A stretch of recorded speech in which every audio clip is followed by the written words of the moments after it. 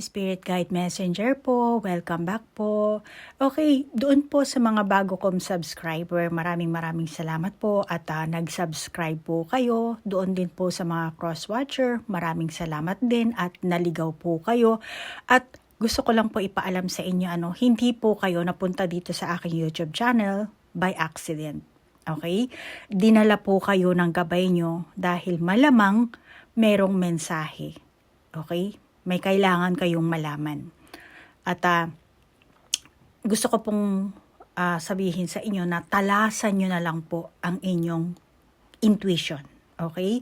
Para malaman nyo kung ano ba ang mensahe ng inyong gabay. At nandito po ang aking YouTube channel para suportahan kayo, mahatiran kayo ng mensahe. Dahil ako po ay Spirit Guide Messenger. Okay? So, nang sa ganun po yung mga mensahe na marireceive nyo during ng aking reading at maisaayos nyo yung inyong buhay, yung inyong relasyon, yung samahan nyo sa inyong pamilya, sa inyong karelasyon, sa inyong asawa. Okay? Ganon din sa mga tao sa kapaligiran nyo. At ang intention ko po sa paggawa ng video ito, naway mabigyan ko po kayo ng kamalayan at mahil nyo po ang inyong mga sarili. Okay? At unahin nyo po muna ang self-love. I-heal nyo muna ang sarili nyo bago kayo mang-heal ng ibang tao. Okay? Lalo na sa mga light worker, mga starseed, indigo children, star children. Sari-sari po yan, Okay? So, ngayon po, ang reading natin is yung inyong buhay pag-ibig, So, move on po tayo sa ating reading. Hi, Cancer! Ikaw ngayon ang bibigyan ko ng reading, ha? Alamin natin yung enerhiya na pumapalibot sa iyo. Love reading ito, ha? Mapalibot sa iyong buhay pag-ibig. At alamin natin din yung iyong future lover, future person. Ilan to? Dalawa. Sige, siya na lang. Tapos, ito, add tayo nito.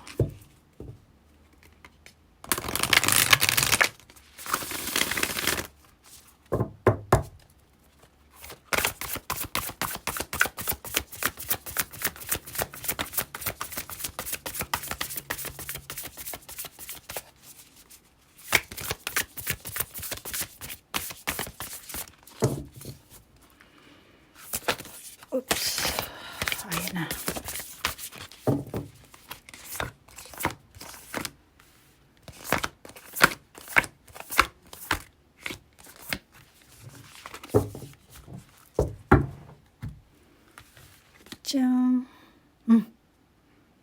The future is called Aphrodite romantic love.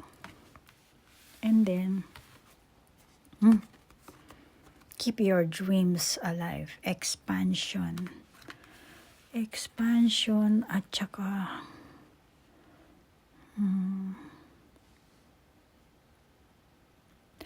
emotionally immature ka, Cancer?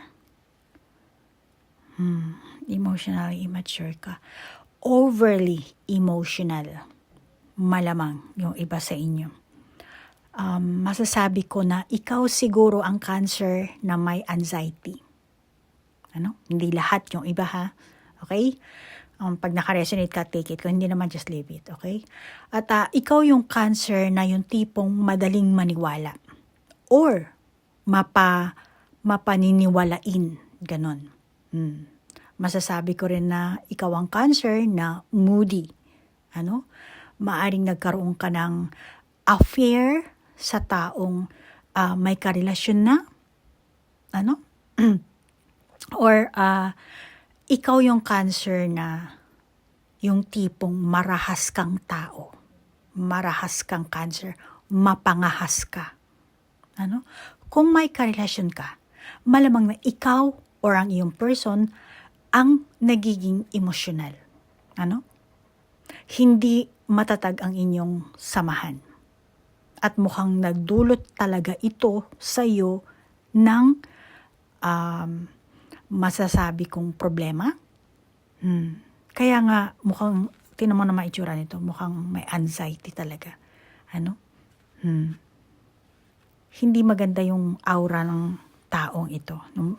Yung ano ng kurba ng kanyang mga mukha, mga mata. So maaring ito ang oras na dumaranas ka or nasa mahirap kang emotional mo. Meron kang emotional problem dito.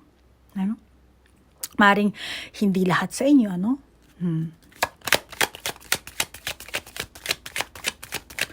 Alam mo, tingin ko,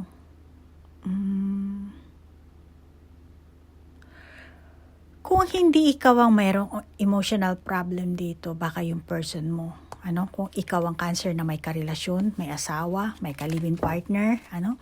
At tinatrato nyo yung isa't isa ng may pagmamahal or kabaitan. Na yun talaga ang nararapat, ano? Nararapat na ibigay sa'yo. Ibigay mo sa kanya. Ano? O ikaw ang magbibigay sa person na to. Getting to know each other as you reveal your innermost selves to each other. You bond deepens, okay?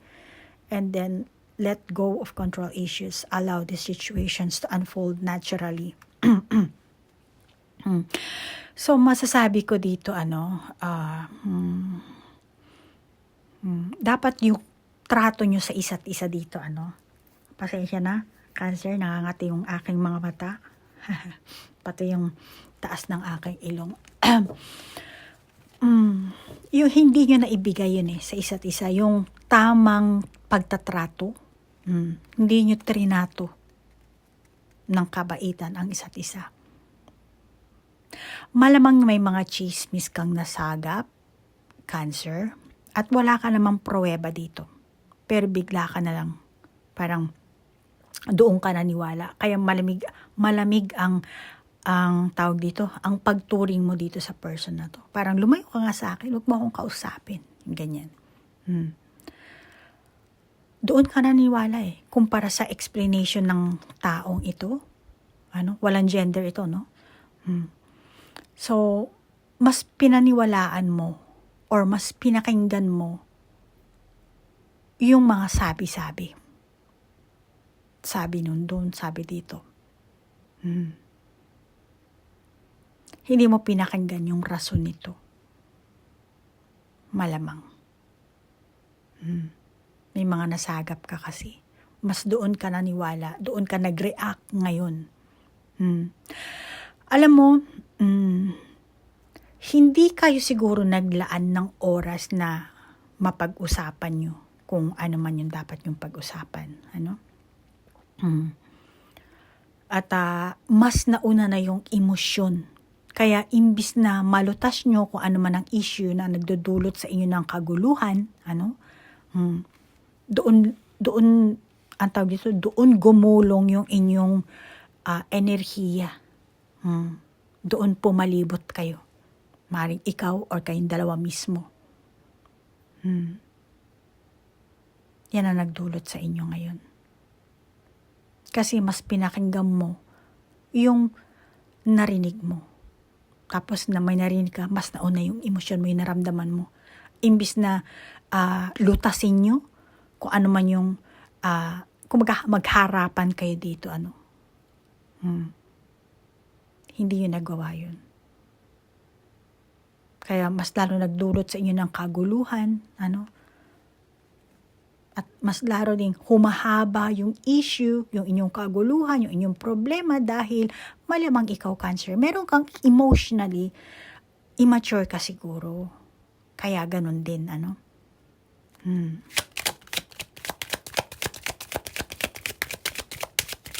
Kasi parang ang stance mo dito, Cancer, feeling mo ikaw ang tama.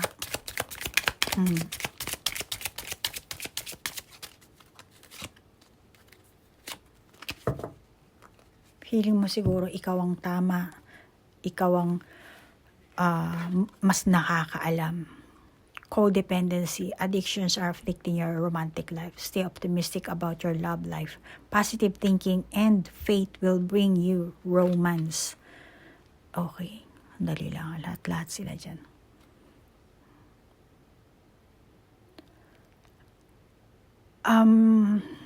Masasabi ko dito, Cancer, moody ka.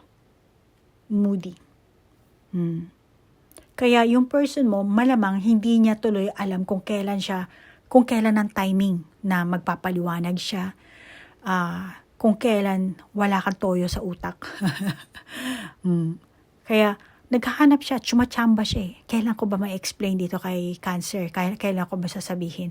Hanggang sa hindi niya na nakuha yung chance na yun. Tapos, yan, siguro meron ka na narinig na ganyan, ganito, ganyan. Kaya, yan, nauwi yung problema nyo. At saka, Cancer, no? Kung ikaw yung Cancer na, masasabi ko na single na Cancer, no? Malamang na pumatol ka sa isang tao na may asawa na. Maaring alam mo sa simula pa lang na meron na tong anak, meron na tong karelasyon, live-in partner, asawa man, or let's say na, ay hindi ko alam, niloko ako niyan. Maari siguro yung iba sa inyo, niloko, pero bottom line, type mo tong taong to, nagustuhan mo siya. Okay? At if ever na sa una hindi mo alam tingin ko naman kahit malaman mo pa hindi mo bibitawan din itong taong to. Or malamang na sa paglipas ng panahon, mas lalong na-develop yung feelings mo sa kanya. Parang hindi ka na makaurong, hindi ka na makaatras, hindi mo na matanggihan. Kaya malamang, yung iba sa inyo, pinasok nyo na yung ganyang klaseng sitwasyon na alam nyo naman na hindi pwede. Pero nag-offer ka pa rin eh. In-offer mo yung sarili mo sa kanya. Or tinanggap mo yung offer niya sa'yo. Yan ang nakikita ko.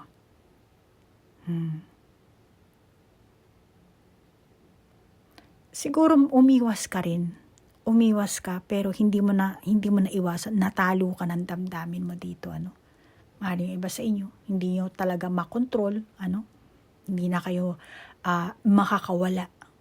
Naging bihag na kayo dito. Maaaring yung iba sa inyo, ang pumapalibot na enerhiya sa inyo ay karahasan or pang-aabuso. Meron siya dito dalang parang latigo. Kaya ang validation ko dito, pang-aabuso. Ano ba to? Latigo o espada na parang Kaya, ano to eh? Paano ko ba mapangahas to Itong, ikaw ba to o yung pinasuka ang karelasyon mo? Ito ang bumabalot sa'yo dito na enerhiya. Matinding, may mga may kaso dito. Masasabi ko na sapilitan ito dito. Yung iba sa inyo. Sapilitan kayong dinala dito sa kwarto, sa kama. Pinilit ka siguro yung iba sa inyo. Or may pag-atake sa inyo ng hindi maganda ang taong ito. Kaya malamang na after ng pangangahas ng taong ito, wala na kayong communication. Yung iba hindi lahat. Iniwan na lang kayo basta-basta. Ganun na lang. Alamin natin kung ano ba barahan gagamitin natin dito na lang. Alamin natin kung bakit ka nagkarelasyon, o bakit natapos ang nakaraang relasyon nyo or samahan nyo, ang kaganapan. Iba sa inyo kung may karelasyon pa kayo or nagugustuhan kayong tao. Depende kung anong sitwasyon ang meron kayo. Or baka iba sa inyo manliligaw or gusto nyo mismo. Pero ito ang enerhiya nyo, kaya ito ang pumapalibot. Kaya dito tayo mag-focus sa inyo. Ang bakit natapos.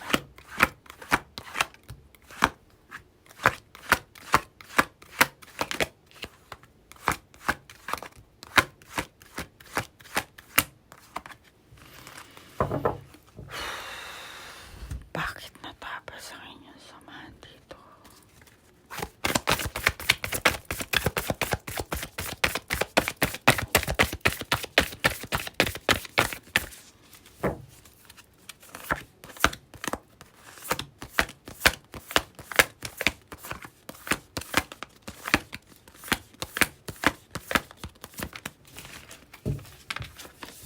Hindi ito reading para sa isang ano ha, Cancer ha.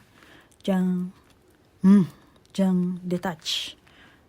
Third eye. Pinasukan to ng demonyo. Alam nyo, ang third eye ano, hindi lahat ng taong may third eye masasabi kong positibo. Ano? Merong mga third eye, merong mga taong may third eye na, kasi ang third eye sumpa yan Ano? Lalo na kapag pumunta kayo sa manghula na may third eye, tapos meron siyang gender problem. Hindi niya alam kung anong klaseng, kung ano ba siya, kung basta makikita niyo naman yun sa panlabas na anyo niya. Meaning, yung third eye niya, sumpa na nga, yung gender niya, sinumpa pa siya. Kaya more on sa negatibo ang mga vision na nakakita nito. Ano? Kaya mag-iingat kayo sa pupuntahan yung ganyan. Dahil, alam nyo nung panahon na pasensya na ha, Cancer, magsasabi lang ako para hindi kayo maligaw, hindi kayo malulun sa tukso, hindi nyo maibenta ang inyong mga kaluluwa. Okay? Noong panahon namin, ewan ko Cancer ko ilang taong ka, pero ako pinanganak ako ng 70s, nung kabataan ko ng mga 80s, ang mga nakikilala kong mga medyo matatanda na kumpara sa edad ko, at saka yung mga nanay na rin, sila yung mahilig pumunta sa mga manghuhula. Tapos, mahilig sila magpakulam. Uso noon yan, nung kabataan ko. Pupunta sila sa may taong may third eye. Kaya yung ibang mga pare, sinasabi, huwag kayo pupunta doon sa taong may third eye, sa mga manghuhula. Kasi sumpa yun. Yes, totoong sumpa yun. Kaya ngayon, kung wala kayong alam nyo na ngayon. Okay? Kaya ang sinasabi ko palagi sa inyo, kailangan nyong ma-purify ang inyong third eye. Okay? Kung ikaw ang may taong may third eye na nanonood nitong aking tarot reading, kinakailangan mong ma-align ang iyong 7th chakra. At hindi basta-basta, hindi yan ma-align ng isang gabi lang. Ma-open mo ang root chakra or 2nd chakra, 3rd. Malamang ikaw, open lang sa'yo ang 3rd eye. Pero yung pinaka-root chakra mo, hindi ka nakabaon sa Mother Earth. Kaya, sumpayan, wala kang basbas. Kaya madalas ang iyong vision na nakakita ay more on negativity dahil pinaglalaroan ka ng demonyo. Okay? Tingnan mo na lang yung sarili mo sa salamin. Okay? Diyan mo malalaman kung demonyo ba ang nagaano sa'yo or baka ikaw mismo demonyo ka. Dahil nagaano ka ng mga tao na sige, kulamin natin, ganyan-ganyan. Malamang na ikaw ang nagaan gano'n. Okay? So ngayon, ibang usapan na yon. Pero etong mo, Cancer, baka ikaw nagre-request ka na magpakulam-kulam. Itigil mo na yan, Cancer, hindi maganda yan.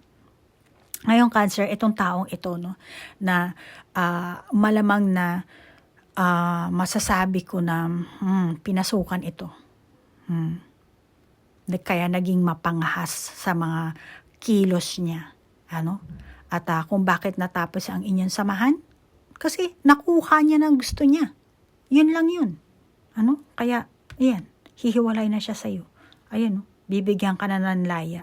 Papakawalan ka niya na sa kanyang mga kamay. Kasi nakuha niya na gusto niya. Nothing more, nothing less. Tapos na ako sa'yo, Cancer. Wala na akong kailangan sa'yo. Sige na, lumayas ka na. Makakalaya ka na. Ganyan siya. Pero Cancer, tandaan mo ha, itong reading na to, pwedeng vice versa, ha? Kaya paki-adjust na lang kasi ayoko magsalita ng negatibo sa iyo as much as possible. Okay? So, paki-adjust na lang. Pero, para sa person na to, ang pakikipagrelasyon ay parang pumasok siya sa butas ng karayom. Akala niya simpleng pag-ibig lang, simpleng marerelax siya, magkakaroon siya ng happy life. Akala niya siguro magiging successful. Yun ang first impression niya siguro sa isang relasyon, sa isang samahan. Pero later on, parang iba pala. O kaya naman feeling niya, para siyang tela na naging pira-piraso. Nawala ang kanyang identity. Sa pag-uunawa sa iyo, pag-uunawa sa kaganapan na meron kayo, sitwasyon na pinasukan nyo. Nawala ang kanyang set of qualities. set of beliefs or yung kanyang mismong personality. Baka pati yung appearance niya nawala na rin. Naging losyang, ano ba pag lalaki? Losyong? Naging losyang. Yung iba, depende sa gender mo. Cancer, ikaw na bahala mag-adjust. Kaya, iniisip ng person mo, no, siguro, dapat mabigyan nyo ng time yung inyong samahan, makapag-relax kayo, detach muna, parang, Cancer, pag-ibig lang yan. Huwag na natin problemahin yan. Kaya natin yan. Yung iba ha, ganyan ang takbo ng person na to. Malamang sinasabi niya sa'yo na hindi naman totaling tatapusin niyo ang inyong relasyon, kundi, kumbaga, cool off muna kayo. Bigyan niyo muna ng distansya, space. Relax ka muna dyan. Diyan ka muna. Dito ako. Yung iba sa inyo, ha? Para, yung iba siguro nakapag-desisyon na siguro. Or ikaw mismo siguro, At itong person mo na hindi kasi kayo nag-e-effort. Or hindi nyo na siguro nabibigyan talaga ng time yung inyong samahan. Kaya nauwi talaga kayo sa break up yung iba sa inyo, Kaya siguro, sabi ng person mo, hayaan na lang natin kung wala na, kahit na anong pag-igihan natin, walang nangyayari. Ito ang lumabas, so parang i-let go na kita. That kailangan, ikaw rin, siguro ni-let go mo na, Cancer. Ganun na rin siguro ang naging mo. Kaya, nauwi kayo sa hiwalayan dito. Malamang, ng iba sa inyo, Yung iba sa inyo, natapos ang samahan nyo dahil pera siguro ang problema dito. Pera, bata, anak. Yung isa siguro, naging maluho, waldas, kaya ang dahilan ay frustration, na-frustrate. At wala rin kasing progress ang inyong connection or yung communication nyo.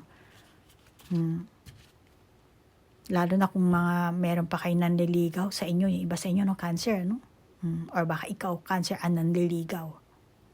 Kaya meron kayong ganyang klaseng frustration. Kaya ibinuhos mong energy sa inyong samahan, yung binuhos mong energy sa panliligaw, malamang lahat yun nasayang. Hindi kayo nakatamo ng nais niyong matamo sa inyong samahan, sa inyong diskarte, yung pag-a-approach niyo. Akala niyo siguro nag-effort na kayo, pero hindi. Hindi pa tama, hindi pa sapat yung ginawa niyong effort. Dahil hindi niyo alam mismo kung ano ang importante, kung ano ang maganda sa inyong samahan, na kailangan niyo dito is talaga refocus, lalo na kung kayo yung magkarelasyon na nag-break up, nagkaroon kayo ng cool off, dapat refocus kayo dito. Para matamo nyo yung success relationship. Successful. Pero huwag ka mag-alala, Cancer. Kung natapos na ang inyong relasyon, iba sa inyo, alamin natin kung kung naghahanap ka ng bagong karelasyon, So, alamin natin kung meron kang future love partner, ano ang katangian niya, kailan kayo magtatagpo.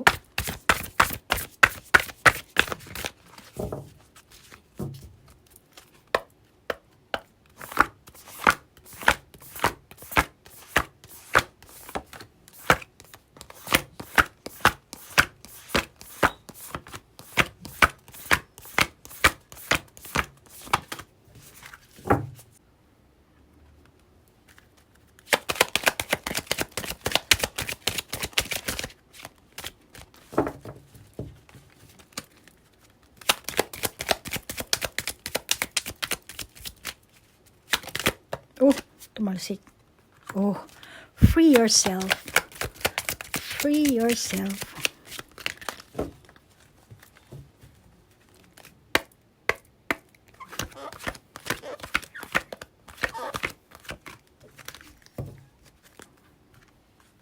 Diyan, you deserve love. You are lovable. Free yourself. It's time to take back control of your life. Tapos, diyan, clear out the old. Diyan, fresh approach. Fresh approach. Kung yung iba sa inyo, no? Yan, dapat. Empowerment. Yung iyong baraha sandali lang ha. Kailangan ko kasi makita yung iba nyo pang baraha. Okay. Ang katangian ng person na to, maaaring iba siya sa type mong tao. Yung, halimbawa, Cancer, meron kang naging, meron yun yung ganun, yung parang, yung type mong person, parang, yung first boyfriend mo, yung second boyfriend mo, merong similarity. Tapos yung, meron na naman similarity silang tatlo, yung parang ganun. Pero, etong makikilala mong person na to, no, etong future love partner mo, Cancer, masasabi ko na, kakaiba siya. Maaring, iba siya sa karaniwang type na, o yung inaasahan mo. Yung pag-uugali niya, yung pananamit niya, pananalita niya, or yung kabuhayan siguro, Iba siguro sa inyo dati, yung first boyfriend mo, may brace, Yung second boyfriend mo din, may brace sa ipin. Kasi pag may brace, parang lalo na sa Pilipinas, ang parang social ang dating, pag naka-brace. Pero pag dito sa Japan, madumi ang dating niyan Parang, maraming bakterya sa bibig yan. Yan ang image na tinitingnan ng mga Hapon. Kaya ayaw ng iba na merong brace sa bibig. Wala sa kanila yung yaman or social. Wala, hindi sila ganun. Nasa ang nila, ang tinitingnan nila kapag mayaman ng isang tao, sa kotse, sa mga dinadalang mga bag, sapatos, ganun. Doon sila nagja-judge kapag yung isang tao is social, ganun. Hindi dahil sa maputi or maitim, hindi. So ngayon, malamang ikaw, Cancer, doon ka, malamang na doon ka mabibighani, parang hindi mo inaasahan yung katangian ng person na to na wala pala sa based on sa iyong past relationship. Or baka naman edukasyon. Gusto mo siguro dati nagtatrabaho sa opisina, yung humahawak ng mga laptop, computer, or electrical engineer, or seaman, Pero this time, ibang-iba talaga. Baka galing sa seaman, naging hardinero yung naging type mo. Tapos parang, magugulat ka na lang. Ito yung katangian ng future partner ko? Bakit? Parang ganon. So, may gulat ka mararamdaman dito. At ang katangian ng person na to, open siya kahit anong pag-ibig. Open siya. Kasi, ang ibig ko sabihin, open, maaring open siya sa karelasyon or samahan. For example, siya yung tipo ng tao na hindi nag-iisip kung meron kayong age gap. Basta type ka niya, gusto ka niya, makikipagrelasyon siya. Ganun ang kanyang mindset. Or kung ano man ang gender. Pagka may nanligaw sa kanya or nakapalagayan niya ng kalooban, parang mas doon siya nakakaramdam ng safetyness, kahit anong gender papatulan niya or makikipagrelasyon siya. Or ang kabuhayan, kung yung iba sinisip, bakit ganyan? Mas mababa sa'yo ang lifestyle, ganyan. Wala siyang doon. Kasi open nga siya. Or kung may pinag-aralan man o wala siyang pakialam. Basta para sa kanya, pag type niya, nagustuhan siya, then go. Yun ang katangian niya. Kaya tandaan mo na lang yung Cancer. At ang isa pang katangian nito, hindi niya agad-agad matatanggap ang biglaang pagbabago sa kanyang buhay. Hindi siya ganun hindi siya mabilis mag-switch, lalo na pag sa trabaho, O doon ka, bukas doon ka napapasok, mare-reshuffle ka. Meron siyang gano'n, parang alanganin pa siya. Ma'am, bakit ako, ba't ganyan?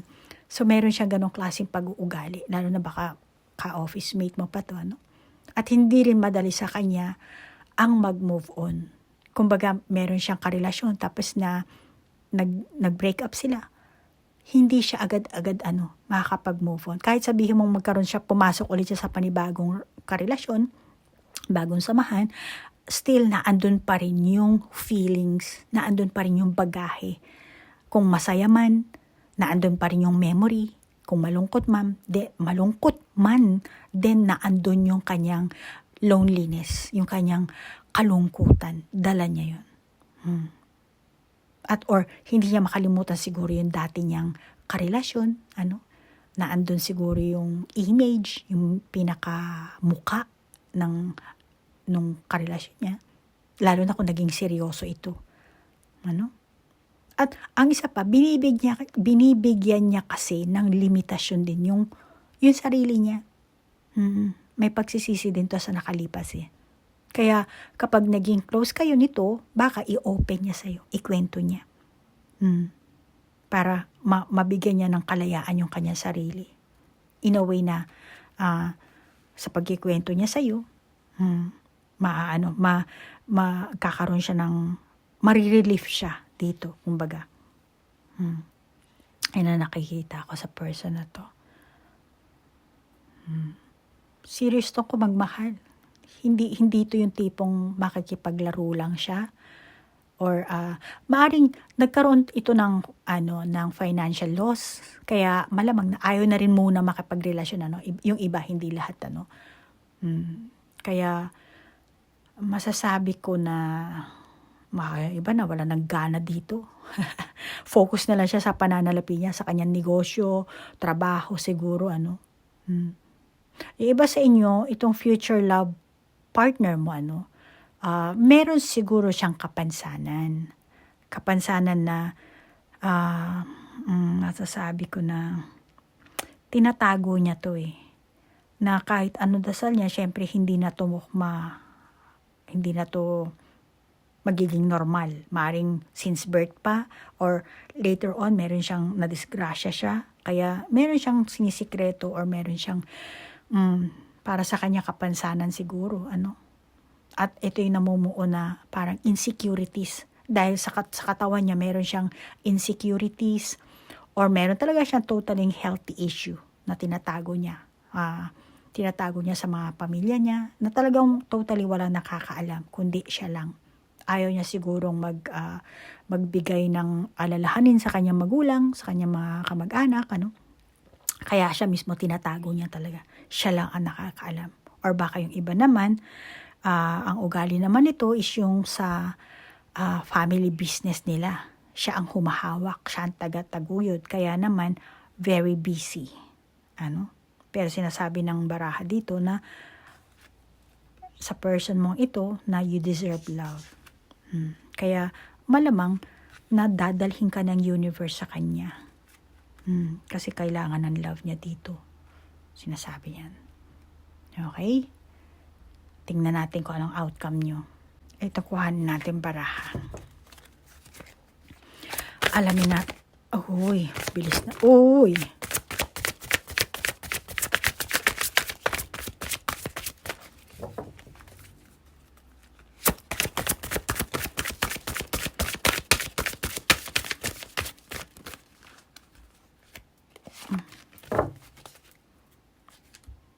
Sitting in the power. And then, baliktad. Ito, hindi. Ito pala siya. Ganyan. And then, turn on switch. Turn on switch.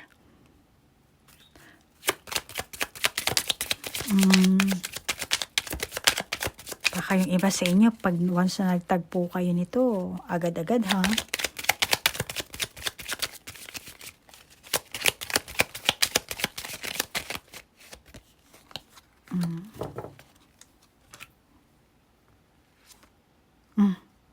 Mountain, clover.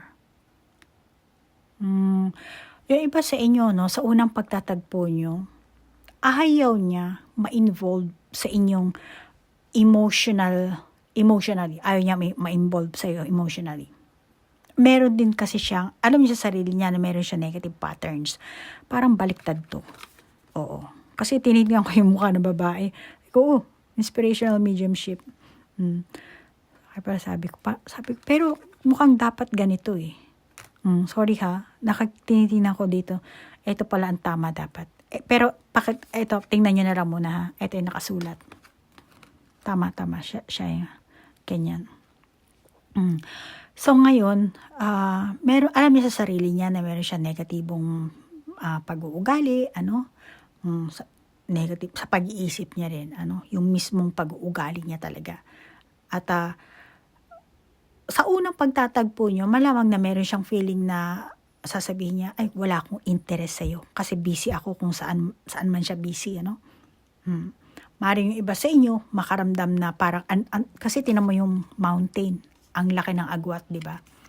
So, usually, hindi siya nag-iisip ng ganon, kung ano man, kasi open nga siya. Pero, by the time na magtagpo kayo, magkakaroon siya ng ganong klaseng feelings. Parang ang laki ng agwat natin. Maaring kabuhayan, itsura, edad,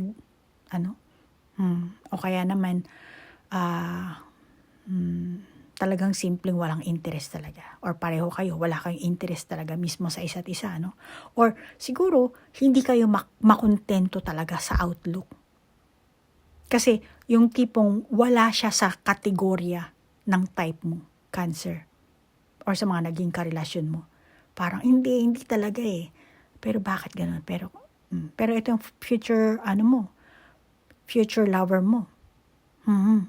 Tingin ko sa simula talagang meron talaga kayong awkward moments, awkward yung pagtatagmo nyo. Pero later on, lalabas yung attraction. Kasi meron tayong clover dito eh. And then parehong green color. Green is heart chakra yan. So malamang ganun. Pag nagtagpo kayo, nung una, wala pa, kalma lang, or may sari-sari kayong impression na hindi maganda, Pero later on, lalabas yung attraction nyo. Yung tunay na feeling. O yung iba, ma-realize nyo na yung, compatible pala kami nito. Dito lang yan magpa-pop up sa bundok na yan. Pak, pak, pak, pak, pak, pak, pak, pak. Tapos ayan, lumabas na yung clover. See? Diyan mo nyo mararamdaman na, ay, baka yung iba sa inyo, pinagdasal nyo to. Kaya, ayan, marirealize mo dito na itong person na to, compatible kayo. Pero ang nakikita ko kasi, sari-sari, may hesitant, miss opportunity, kakulangan sa potential, kakulangan sa kung ano-ano, pero hindi mawawala yung attraction dito. Naandun yan. Kaya kailangan nyo lang talaga pakaramdaman kung ano yung nararamdaman nyo talagang tunay. Yung emosyon nyo, yung inyong damdamin. Ano ba talaga ang nararamdaman nyo pag nakita nyo itong taong to. Hindi nyo kailangan dayain ang sarili nyo kasi magaganap ang dapat maganap. Puro ganap. Okay, Cancer? So, yan ang outcome nyo ha. At move on tayo sa napili kong soul contract. Sandali lang, isusulat ko sa papel at during ng aking editing, ilalagay ko rin dito yung screenshot. Teka lang ha. Okay, Cancer. Eto, sinulat ko sa papel, Cancer, July 5, October 10. Teka lang ha. Basahin ko dito sa aking tablet. Ito po, ang napili ko ay si Miss Luz Zalag. Luzzalag. Ang kanyang YouTube name. Ngayon, sabi niya, naka-resonate po ako sa lahat ng sinabi mo po. Cancer po ako. July 5 po ako. July 5. And bali, yung person is Libra, October 10. October 10. So, sinulat ko. Tama. Wala akong mali. July 5, then October 10. Okay. So, ikaw, July 5, October 10, wala kayong soul contract. Pero soul group kayo. Then, October 10, July 5, ang masasabi ko nga, pareho kayong soul group. Paano ba i-explain? Ang soul group po kasi, parang classmate, yung ganon. Grupo kayo. Let's say, sabihin natin, hindi classmate, mas malawak kasi. Let's say, sabihin natin na pareho kayong campus, pareho kayong university, ganon. Boom, sabay-sabay kayong binagsak dito sa lupa. Malamang na nagkaroon kayo ng age differences, pero nagtagpo kayo eh. Alam mo yun? Kahit sabihin mong bata siya, matanda ka, or matanda siya, bata ka, pero naandito kayo pareho sa present life nyo. So, pinagtagpo kayo. Na which is, meron kayong soul contract. Ang soul contract nyo is being a soul group. Ano? Sana nilagay mo yung year para mas lalo nating maano. Pero tingin ko kahit walang year, eto na talaga ang inyong soul contract. So, malamang sa past life nyo, maaring soulmate kayo, soul group pa rin kayo, then parang cluster kayo na from past life, dinala kayo dito sa present life. And marami pa siguro kayong ka-soul group, pero kayo ang nagtagpo. So, sa madaling salita, wala naman kayong yung inaasahan mo na baka siya yung twin flame mo, baka inaasahan mo siya yung soulmate mo, wala. Instead, soul group po kayo. Okay, Ma'am Luz Zalag, ha? Yan po ang inyong soul contract. At kung gusto mo malaman talaga, mag-deep dive tayo sa inyong past life, sa inyong Akashic record, halukayin natin. Kasi eto, binibigyan ko lang kayo ng kaalaman na kung sino yung taong na-encounter nyo para respetuhin nyo. So ngayon, ibig sabihin, soul group lang kayo, hindi kayo mag-soulmate, hindi kayo mag-twin flame, still, respetuhin nyo pa rin. Okay? Naging magkarelasyon kayo kasi sabi nyo, person nyo to, no? So, hindi man kayo maging kayo, as in mag-asawa, or kung naging mag-asawa man kayo, still kailangan nyo pa rin respetuhin ang isa't isa. Huwag kayong mauuwi sa awayan, sa bangayan, sa sumpaan, yung ganon, yung klaseng, marami kasi yan, lalo na pag nagkamali yung isa, kumaliwa yung isa, yung ganon, yung parang tipong isusumpa kita na ganyan, or yung hindi kita mapapatawa, yung mga ganong klaseng mga words, hindi maganda kasi yan. Kasi magtatanim, lahat tayong tao, meron tayong words power, na magtatanim talaga yan sa tao, kung sino man yung pagsasabihan natin. Okay? So, wag mo sasabihin na, ay, may third eye kasi ako, may kakayahan akong ganyan. No, lahat ng tao may kakayahan ganyan. At may kakayahan ako dahil empleyado ako ng universe. Kaya ikaw, kung yung third eye mo, hindi basbas yan, kung sino man ito, or kung ikaw yung Cancer na mayroong third eye, kailangan basbasan mo ang third eye mo. Ayusin mo ang third eye mo. Kasi, malamang na kung ikaw nga ang Cancer na may third eye, malamang may paranoia ka. Mali-mali yung vision mo. Kailangan mong maging born again, magsisi ka. Kaya kailangan pagdaanan ng dark night of the soul eh. At ilang stages yan. Yung kundalini mo, maraming way yan para ma-awaken mo ang kundalini. Maraming way para ma-purify mo, tumaas ang vibration mo. Pero yung ganyang klaseng third eye mo, hindi maganda yan. Kailangan mabasbasan yan. Born again ka dapat. Kailangan makakonekta ka sa higher dimension. Dahil kung mababa ang iyong vibration, malamang hindi ka sa Panginoon. Sinumpa ka talaga at puro lower vibration yan. I'm sorry, Baka yung ibang Cancer, kaya lumabas itong third eye na to, baka yung ibang Cancer, meron kayong nagpa-practice siguro kayo ng spirituality, ng meditation, tapos pumalpak. Hindi nyo alam yung tamang way. Kaya napaka-arrogant nyo siguro. Pinagmamalaki nyo na may third eye kayo. Pero ayoko na magsalita, pero kung gusto mo magpa-reading sa akin, pumunta ka lang, kontakin mo lang ako. Okay? At dadalhin kita sa higher vibration. Itataas ko yung vibration mo. Okay? So, Cancer, pasensya na at nagpapasalamat ako kasi lalo na sa iyo, mama, Thank you. At yung iba sa inyo, kahit cross-watcher kayo, sige, kung ayaw nyo mag-subscribe, okay lang po. Kung gusto nyo malaman kung anong soul contract ang meron kayo sa taong yon, kung sino man yon, mag-send lang po kayo yung birth date nyo at saka yung birth date ng taong yon. Okay? At aalamin ko. At i-upload natin dito. Okay? So, Cancer, maraming salamat sa like, share, comment at sa oras na inila nyo. Namaste po. Bye-bye!